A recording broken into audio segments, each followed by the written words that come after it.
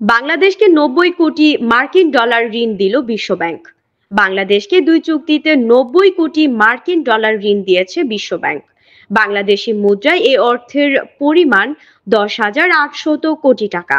বিশ্বব্যাংকের ঢাকা অফিসের senior external affairs officer Meherin Ahmed Mahbub এ তথ্য জানান।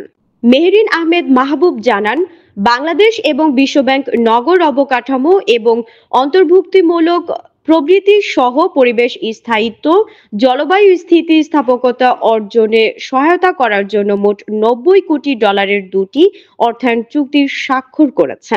তিনি জানান, Bangladesh green and climate resilient development credit দেশের সবুজ এবং জলবায়ু সহনশীল উন্নয়নের সহায়তা করবে।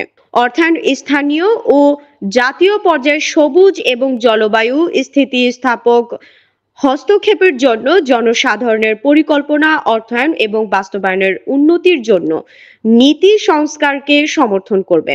এই খাতে ৫০ কোটি ডলার দিয়েছে বিশ্বব্যাংক।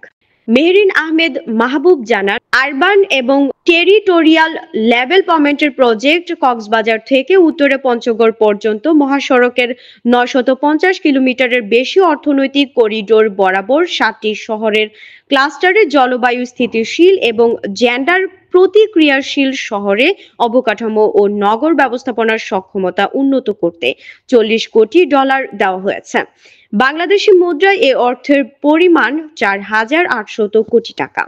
এই প্রকল্পের আওতায় নির্বাচিত শহরে এলাকায় বসবাসকারী প্রায় ১,৭০,০০,০০০ মানুষ উপকৃত হবে। এই প্রকল্পটি সেকেন্ডারি শহর জুড়ে জলবায়ু স্থিতিস্থাপক অবকাঠামো এবং পরিকল্পনা সমন্বিত বিনিয়োগকে অগ্রাধিকার দেবে।